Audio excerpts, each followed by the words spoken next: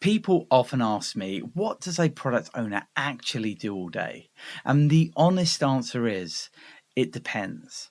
No 2 days are ever the same, but today I want to give you a realistic snapshot of what a typical day might look like if you're thinking of becoming a product owner.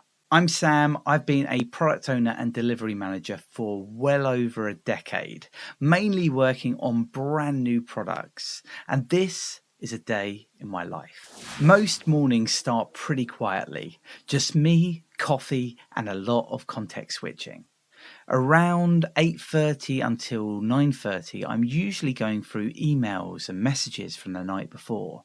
Stakeholders have questions, something's changed, a decision needs input, or someone spotted a risk and wants reassurance. This is less about doing and more about digesting information, understanding what matters today and what can wait.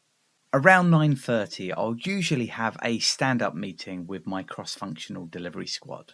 This is the actual team working on my product, and we'll typically use Jira to help drive the stand-up. Not as a status report, but as a way to visualize the work. What's in progress, what's blocked, and what's flowing well. I'm listening less for updates and more for signals, where progress is slowing down, where we might need to intervene, or where someone needs support. Straight after that, I might jump into another stand up or a sync with a broader group, other product owners, delivery leads, or stakeholders across the product area. A lot of my job is acting as a connector between different teams and perspectives, from my actual product team to the wider organization. Late morning is then where I try to protect time for deep thinking. This is where I'm having workshops or focus sessions with small groups, often with a three amigos setup. So I've got representatives from different disciplines like product design, engineering, or maybe an SME or a BA in an area. And we're looking at a specific problem or opportunity. What do we know about it? What don't we know yet? And what might we try next? These sessions are intentionally messy. They use whiteboards, they use Figma boards, for instance, and there's half-formed ideas, a lot of sharing of information that we know, and a lot of discussion. After those working sessions, I start to rely heavily on AI to help me form my thinking. What happens is I'll often take meeting transcripts, make workshop notes, or even just add voice notes, and then use the AI to help digest what's been said and structure my own thoughts. I do this by often speaking into the AI out loud and then sharing and dumping everything I've got in my head to get help drafting emails, tightening a narrative that I've got, or summarizing some decisions I need to make for different audiences.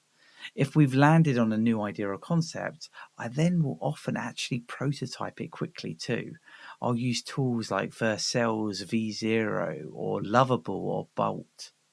And with those AI tools that you can use for vibe coding, my goal isn't to build the final product. It's to try and convey the ideas that we've discussed and maybe in my head or between a few of our heads and try and make it real for people to move the conversation forward when I try and discuss it with other stakeholders.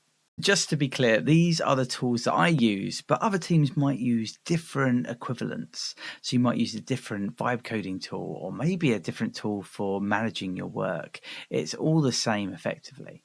Around the middle of the day, a lot of my time is then spent communicating. I'm sending follow-up emails, clarifying decisions, answering questions, and making sure everyone has a shared understanding of where we are heading. The same idea often needs to be explained several times in different ways depending on who you're talking to. This is one of the least visible parts of the product owner role, but it is absolutely critical. Later in the day, I'll often have backlog refinement sessions. This is where we're looking at what we expect to deliver soon, what's coming up next, and what still feels too uncertain. And this is where there's a lot of cognitive load, and it really shows up. You might jump from some strategic thinking to detailed delivery conversations to stakeholder concerns, all within the same hour. That constant context switching is one of the hardest parts of the role and something people often underestimate.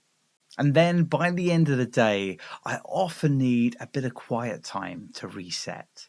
This role can be incredibly rewarding if you enjoy problem solving, collaboration, and creativity, but you need to be comfortable with the ambiguity that comes with it.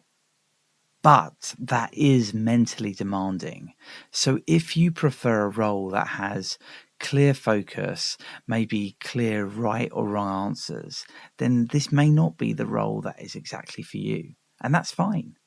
It's not the right fit for everyone.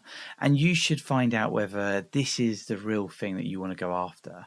And I hope if you are considering becoming a product owner that you found this video useful to give you an idea of what a day might look like. Although, as I said at the beginning, every day is going to be a bit different and the challenges will always vary.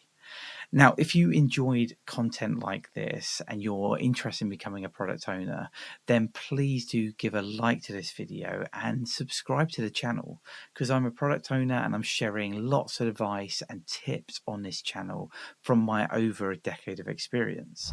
But I'm also explaining how I am beginning to use AI in my day-to-day work as a product owner. So there's lots of tips on that too. So make sure you subscribe to the channel, and I look forward to seeing you on another video soon.